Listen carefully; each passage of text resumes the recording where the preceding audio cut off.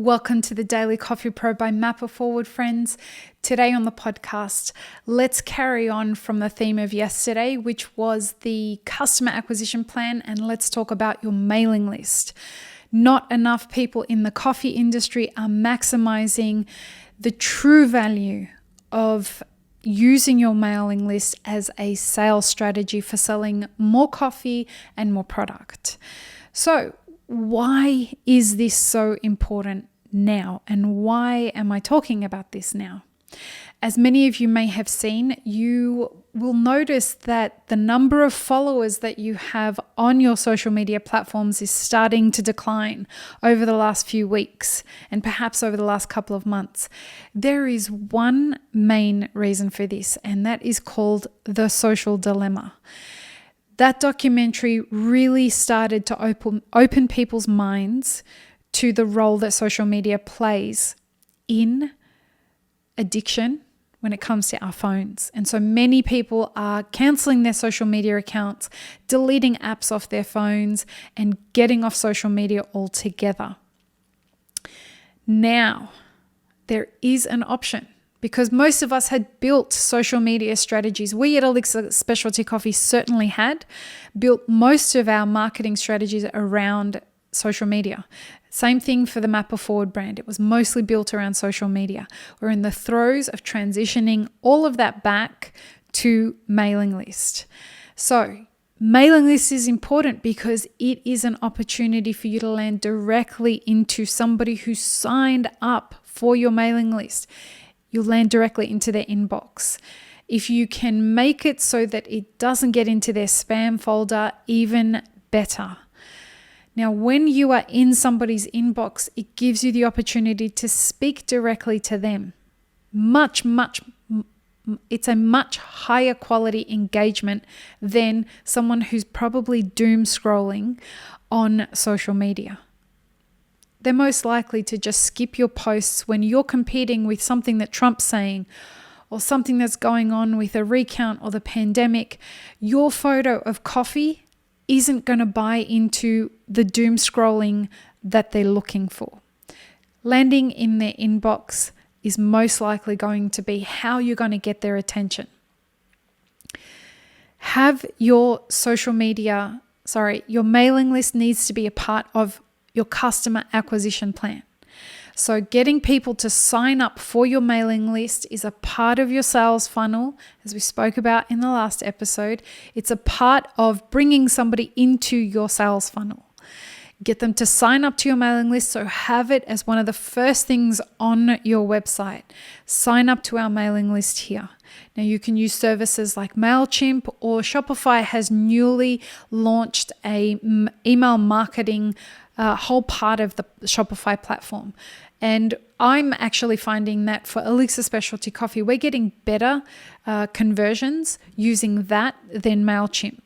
But that's just part of the A/B testing that we're doing at the moment. A/B testing, before I just gloss over that, A/B testing is when you are looking to achieve a specific outcome, which may be sales conversions or getting people to visit your website or getting somebody to sign up to your mailing list. So you have a particular targeted action in plan. You have a particular action that you would like them to take. So that's a call to action. You have a call to action and you want to figure out if I send out if I do something one way, or if I do it another way, I do it one way A or one way B, which of the two gets the better results? And we call that A/B testing. And you use A/B testing in your mailing list to figure out all the different ways that are going to get your mailing list sign up. The people on your mailing list. I don't know why that was so difficult for me to say, sorry. But how you get the people on your mailing list to sign or to open your email and then to convert on the action plan that you have set. So, what are you going to use your mailing list for? Number one, to communicate with your customers. Number two, to get them to buy from you. And I want to stress here, Communicating with the people on your mailing list shouldn't always be about selling. It should be mostly about giving to them. So in the middle of a pandemic, this is a wonderful time for coffee professionals to give content for free directly to their mailing list. Give them tips on how to brew coffee, give them tips on how to store coffee, teach them about freezing coffee. And then at the end of each of those things, you can include a link, a very inconspicuous link in the copy, the text that says, here, so if you want to teach people how to freeze coffee, and maybe you have little satchels for sale that teach them how to do that. We've included a link here that gives you an option to buy pre-portioned bags of coffee that you just stick in your freezer and pull out the night before you want to have a cup of coffee. So they're different. That's a way that you should be using your mailing list to communicate with your customers. This requires you to have a content strategy, and it's a part of your marketing campaign. But the more value your customers can get from your mailing list without feeling like they're being sold to, the more likely they're going to be to want to open that email. And this is where you can get your staff to participate in that by helping to create the content if that's something that they want to do. Now, the other thing that you should be using your mailing list for is specifically to sell. So when you have new products coming out, there are templates in mailing list platforms like MailChimp or like Shopify email marketing, and they have templates that you can just insert your branding into and your graphics into that help people know what you're selling, what your new products are, what your specials are, and they help them go directly to the product to buy it.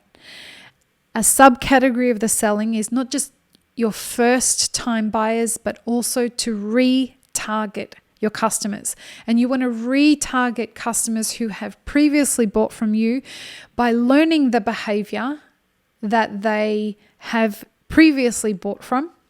So if they've previously bought really expensive coffees from you, you know that the low-hanging fruit is that they're most likely going to be the kinds of customers that are going to buy again really expensive coffees. So you retarget them and market directly to them. So you have a segment of your audience, you target new coffees to them.